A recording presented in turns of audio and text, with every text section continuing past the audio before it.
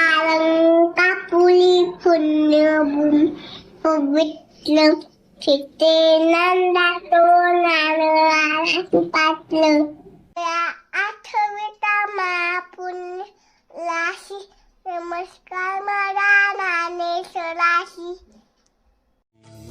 भाव धरुनी वाची ज्ञानेश्वरी भाव धरुनी वाची ज्ञानेश्वरी कृपा करी हरी तयावरी कृपा करी हरी तयावरी स्वमुखे आपण सांगे तो श्री विष्णू स्वमुखे आपण सांगे तो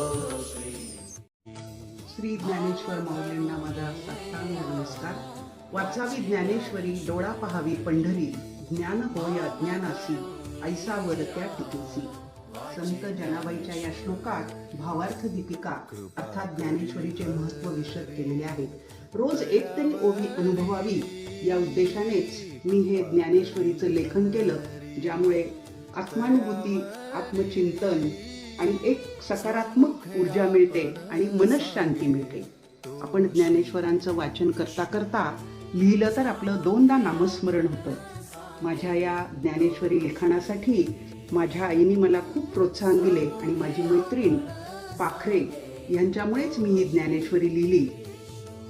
ज्ञानेश्वरी लिहिताना अनेक चुका होण्याचा संभव आहे, पण प्रयत्न केलाय. माझा मुलगा, सून, मुलगी आणि जावई आणि माझे पती यांनी मला खूपच लिहिण्यासाठी प्रेरणा दिली आणि त्यांच्यामुळेच घडलं. लिहिताना माझ्याकडे ज्ञानेश्वरी पण नव्हती, पण ती वर्षा जोशीने उपलब्ध करून दिली.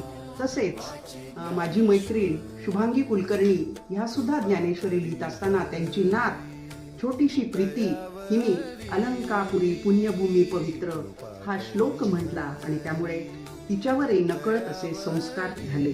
आणि माऊलींचं मला असंच सतत मार्गदर्शन व्हावं आणि त्यांच्या सहवासात राहण्याचा योग यावा म्हणून मी त्यांना नम्र प्रार्थना करते आणि त्यांना शतशः वंदन करते की दत्ताभाऊ चिंचवडे यांच्या प्रेरणेनेच हे विश्वात्मक देवो जीवो हा भाव सर्वत्र पावे, यामुळेच मी ज्ञानेश्वरी लिहू शकले.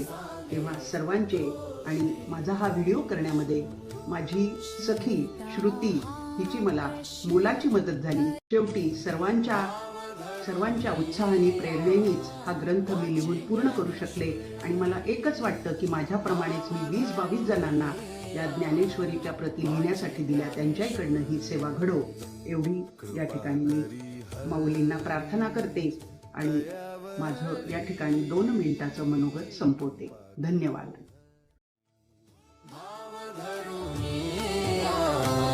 वाची ज्ञानेश्वरी भाव धरुनी वाची ज्ञानेश्वरी कृपा करी हरी तयावरी कृपा करी हरी तयावरी स्वमुखे आपण सांगे तो श्री विष्णू स्वमुखे आपण सांगे